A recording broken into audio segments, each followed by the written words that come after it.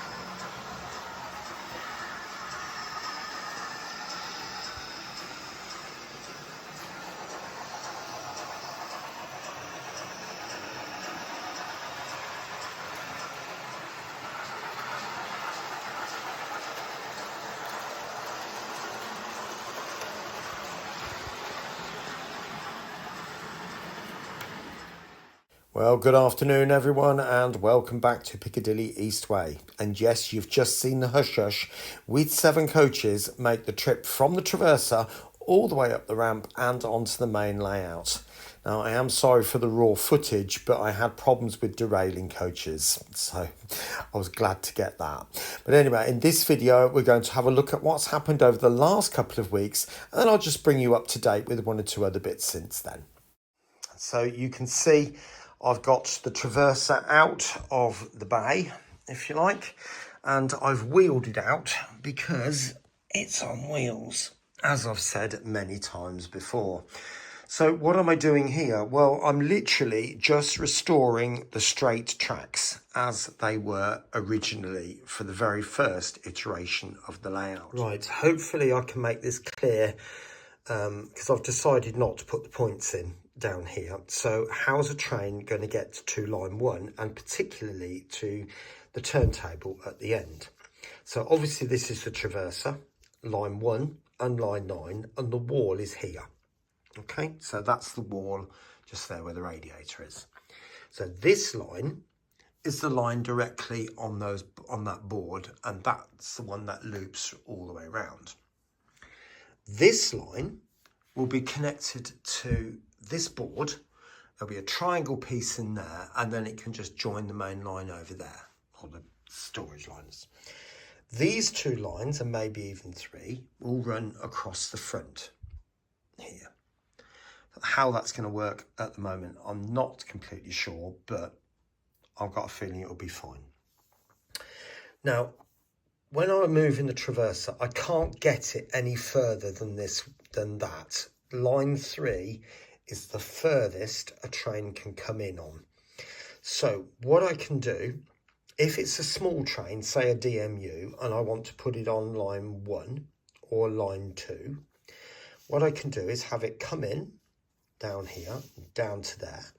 Now I could take it and store it down here, but so it's on the top line now, so I can move the Traversa back down. So it can go here. If it's a locomotive, it can turn around and go out again, following a similar procedure. Or I could actually take it and store it down here. I could probably put 2 or 3 or even 4 DMUs down here, depending on how long they are each are. But nevertheless, hopefully you can see by having these extra 2 lines at the front here, it can really make life an awful lot more easy in operating the Traversa.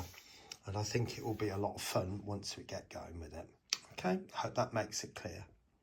Okay then, so I did say this was all powered up. So obviously we've got droppers coming from each of the tracks, and they are connected via, there's a terminal block in this area here connecting up all of those lines, and a terminal block in this area connecting those, and there's a wire or a couple of wires going between those 2. So all of these tracks are joined. But then off the last block here, there's a tail, which is that line or that wire just there. Now, you'll notice that that wire is not fixed down in any way. And the reason for that is because obviously the Traversa needs to travel to its full limits, if you like.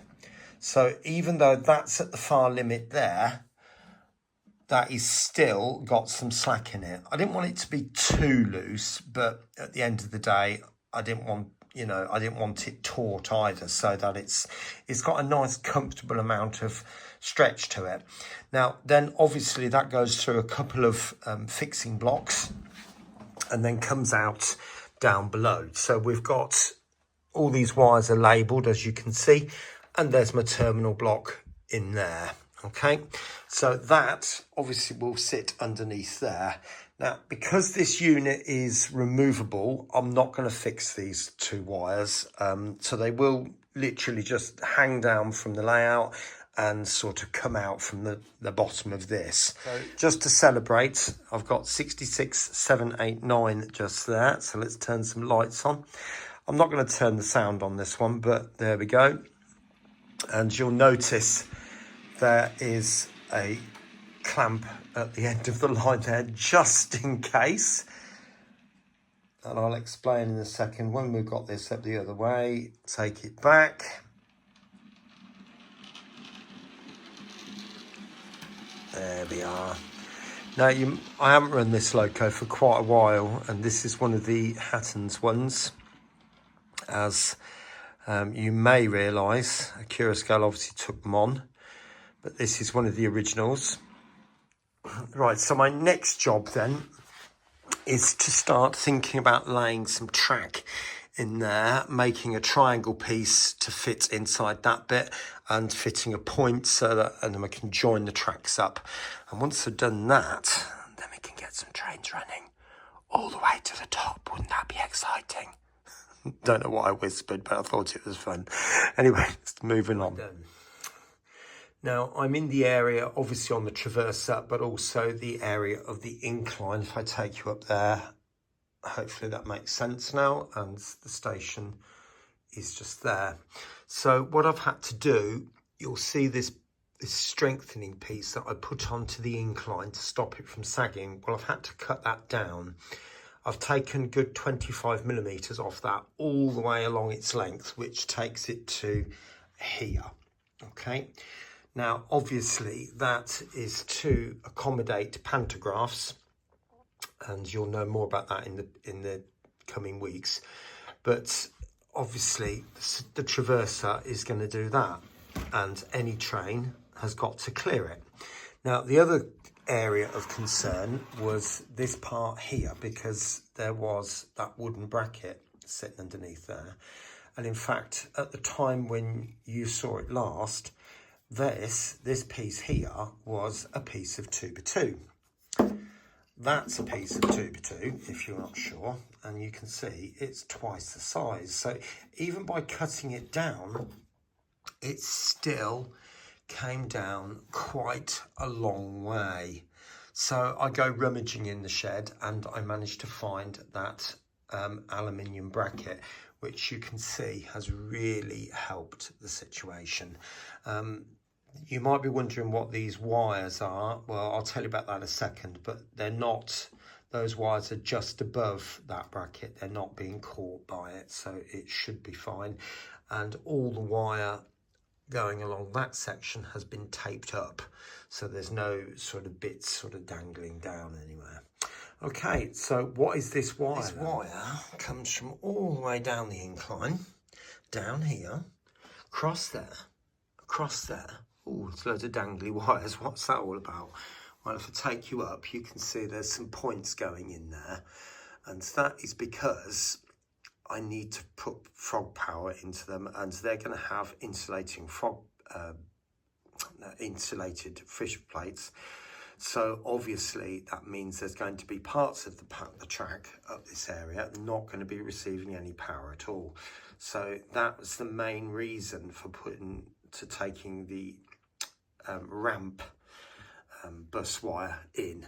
So that will be connected to the middle switch over there, the green one. Okay, so hopefully when I turn that off, it will turn all of this off, and I've got the right bus wire going through. Otherwise, there's going to be some frantic changing. Now, let's.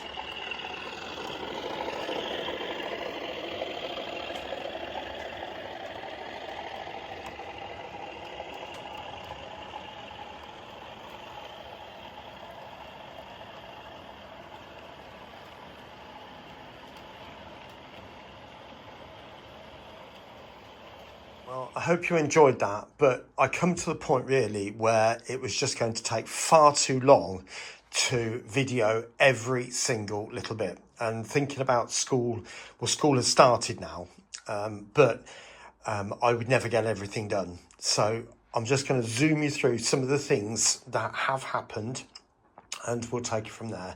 First of all is access. And I think it's important that access there. So I can access the traverser, bearing in mind it does that. So I can access all of that, and there is a big hatch just there. So when the scenery goes on, they will be removable sections all the way through over there. And obviously I've got a big hatch through here to get access to varying parts. Oh, that's the vacuum cleaner. Doing varying things here. I did make a boo-boo with this bit, and it was intended to be a removable hatch, but I've glued it, and there are several parts that are glued, and I can't get it undone without literally destroying it. So I've decided to leave that. But probably one of the biggest aspects of it was this section just here. So this part here, from there through to there, comes out.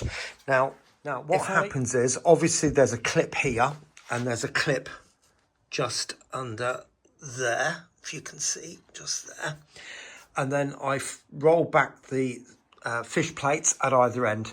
All of that comes out. So you can see I can easily get into that space if I need to. Obviously, I am sliding the fish plates back, as I am on Piccadilly, by the way. So I probably won't be doing it very often, but if there's something I need to do under here, it comes out. So there we go. If this becomes a bit of an issue at either end, I might consider some of those. There are a lot of pieces of hardboard or something, and they have a jagged edge, and then the two halves mesh together, and you solder the tracks to them. I might consider those and move that back to this point here. We'll see how it goes, but at the moment that's going to work, so I'm not worried by that at all. And all of these areas here will have removable sections again for access.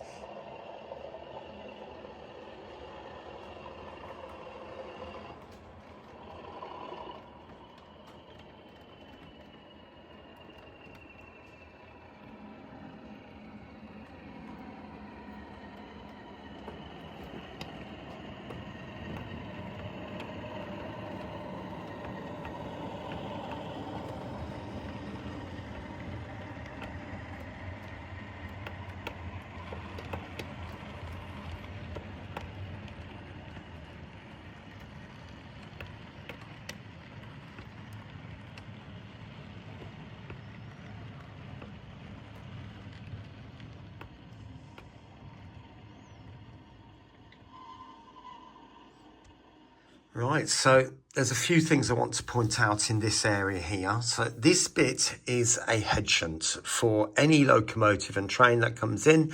I can take the locomotive off and do what I want with it. But the problem is I can only get the train in on line 4 and those down there to line 9. I cannot enter lines 1, 2 and 3. So even if the locomotive comes off, how do I get it to line 1 without doing a lot of faffing around inside here and moving the locomotive? Well, I thought about having a mini traverser. So by a combination of moving either of these at the same time, I can get any locomotive off from line 1 through to line 9. Now, the idea would be that it gets to line 1, goes to a mini turntable, well, a turntable just here, turns around and then goes out the far end, rejoins the train or another train, or goes into storage. So every locomotive I want to have detailed up at one end and then the main coupling at the other end. So it should look quite nice as it's approaching you and a little bit more realistic, instead of seeing a big coupling sticking out from the front. So that's my general idea, and hopefully you can see how that would work there. Now, what are these? Well, these are buffers. And I've got 2 more down there for the remaining 2 tracks, 9 in total. So I've got a 3D printed part here, 2 10-gram weights on the top, 20mm foam, and that is a nail. And you might be able to make out there's a hole between the tracks just there, like that. So they sit in there like that. Yeah, they aren't lined up. And does it matter? No, because it's an underground fiddle yard and I've just put the tracks in. They are an afterthought, but I've just drilled the holes between the sleepers, and as you can see, the sleepers are not lined up, but I'm not really that worried. It'll do the job. Now, if I have a runaway train, it's just going to hit against the side of those, and you know, at worst it'll either derail and wheel spin, and a locomotive or a train is never going to get through that gap there. So with all of those in place, it'll be absolutely fine. Now, how do I work this then? Well, obviously that moves by hand. So I take out the buffer, and then the locomotive will come in very slowly, I might add, and then I can move it where I want. But I've not got foam here. No, I haven't, because that's all to do with the hush-hush. I am a bit tight on space, I'll be honest, and I would prefer to have foam here. But if I take you to show you that the hush-hush, you can see it's probably about 1 inch longer than even a 66 or a 60. These two are pretty much similar lengths, but that, I just needed that extra length onto the mini traverser. So I don't think it's going to be a problem whatsoever. It's going to come off slowly. Worse, it's going to hit the wall, but I can use my hand to stop it. I can hit the Z21 to stop it. All sorts of different things. But I've not got fences. Well, I can put them on if I need to, but there's quite a large runoff area. So hopefully I shouldn't need to do that either. That's an on and off switch. It's just as if extra protection, but you know, it should be absolutely fine. Now, didn't you say, John, that this bit through here is a walkway to get into that far corner? Yeah. 2 wings either side, and that collapses down. No problem. So I can get through there without any issues whatsoever, and that is a really simple design.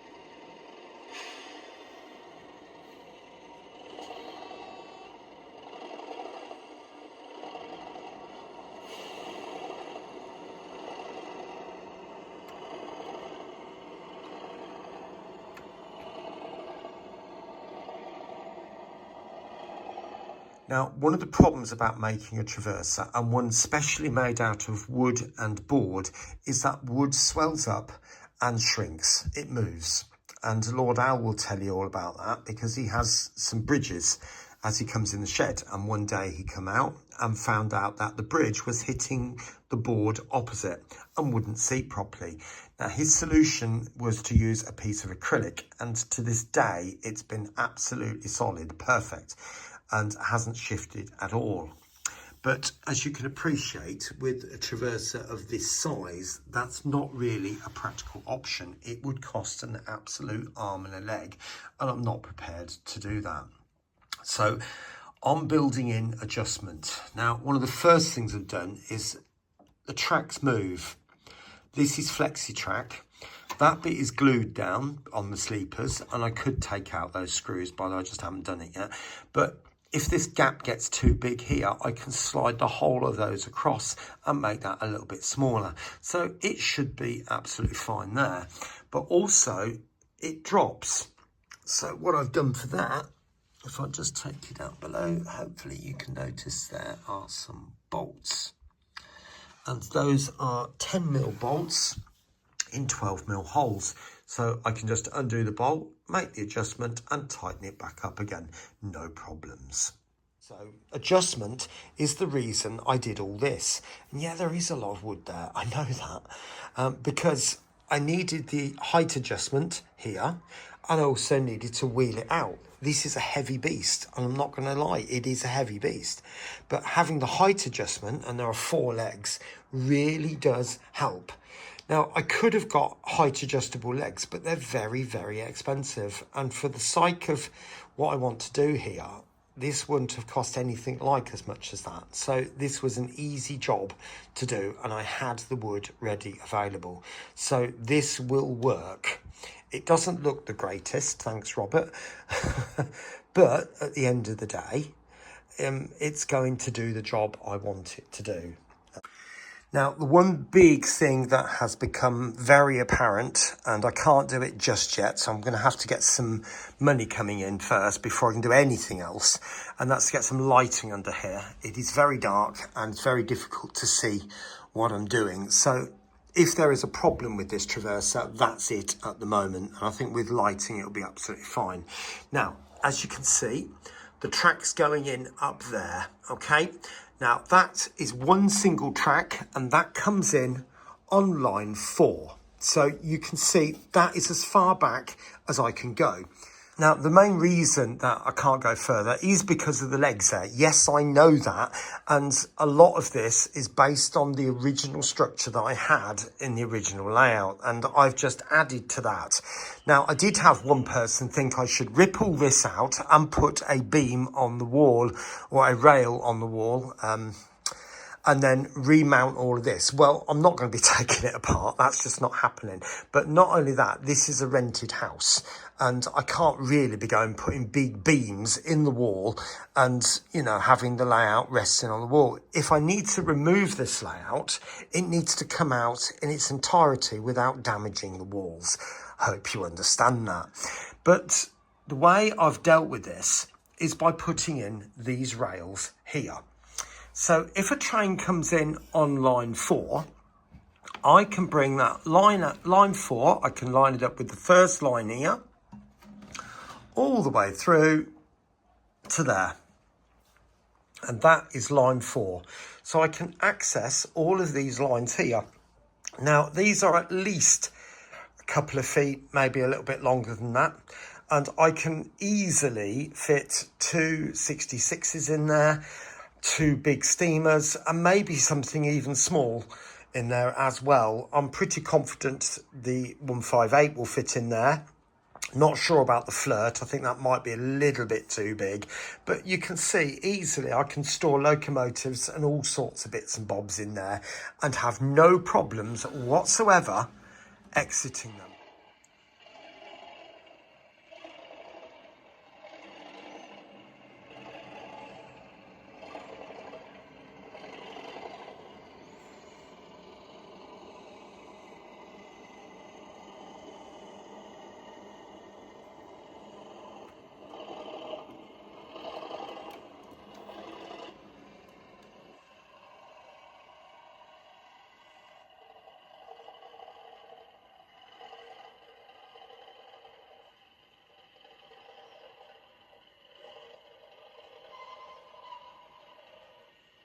But anyway, this section is also removable. So again, if I have an issue up here, I mean, even fitting those tracks, you can see all of this just comes out and it just leans. And I'll try and put this back now without, because it does need an element of leveling up. And so that will just go in there like that and then clip, if I can do it, kind of like that. Now, this also has its own switch just there. Now, this part, as you can see from there, I've called it part of the ramp. Now, technically, it's the traverser, but I removed the wiring going all the way through to the end because basically I needed it. And if I need to get power back up here, if I have a dead section, all I'll do is just wire jumpers across the joints. Whereas this section, the power is already there because it's on the way, as I said before, it's on the way back here and it's going to the ramp that side to feed those points with power.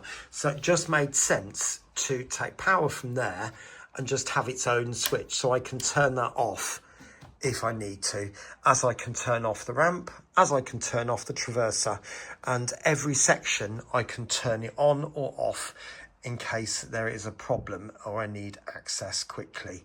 So hopefully you can see where I'm coming from. And obviously the same buffer sponges there, and heads up, you will see there are buffer sponges in there. So you know there are tracks coming in here, but what they're for at the moment, you'll have to wait and see.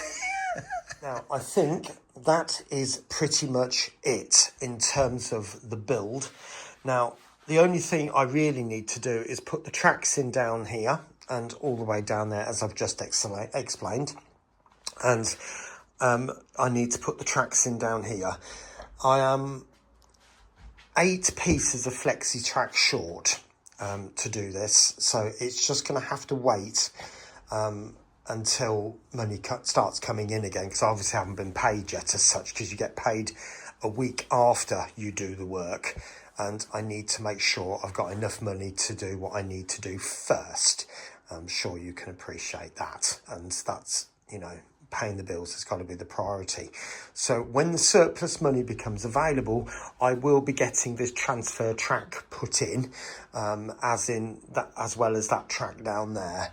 So once the layout is fully operational, then we can start to see trains coming in, going down the traverser, or down to the traverser, locomotive comes off, turn around, back out, because you can see a train can enter this section here, transfer across to whatever line the train's on, and back on the other end, and then back out again and transfer, and the process can carry on like that. So hopefully you can see that. Now, little heads up on the upper level, because there will be an upper level. I think to have another mini dog bone, I think is going to be too much. To be honest, I do want an upper level where, like a museum type of thing at this end.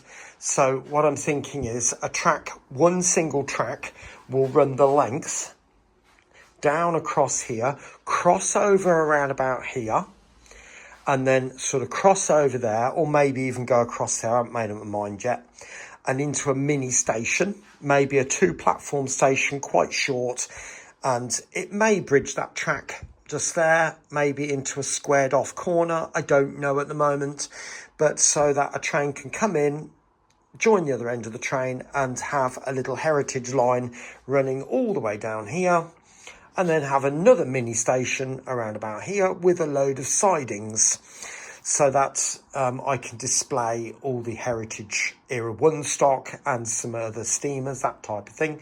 There will be a town scene underneath there where you can see it, some shops and all sorts of bits and bobs down there.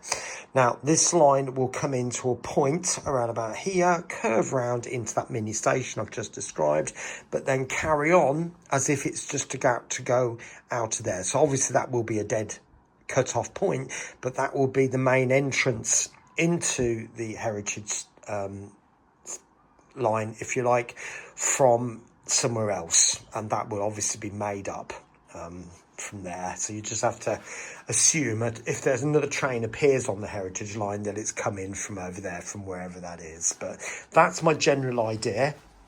If you have got any other thoughts, please put them in the comments. It would be nice to hear what people have to say. But there we go. That's the update. You are as up to date as I am now. Now, I don't know when the next layout update is going to come on this particular layout. I am going to take a little bit of a break now from layout building, as you probably can appreciate. It's taken 5 weeks to build this layout to this stage. And, you know, I look at it and think I can barely believe that I've, you know, managed to do all this. But obviously with the school holidays, it really has helped to be able to focus my time a little bit more. But now we're back to school, things might slow down by quite a lot. And almost to a complete grinding halt in some cases. There will be some videos from time to time. I am thinking about a video on a particular new arrival, which hopefully will be coming soon. I'm going to be explaining about couplings on these trains that I've got going on here, and all sorts of bits and bobs throughout the time, you know. So I will get back to it, and particularly when I get some track to put down here, I'll obviously be showing you all of that as well. But anyway, you take care of yourself, and I'll see you again very, very soon here on Piccadilly Eastway. Take care, and bye for now.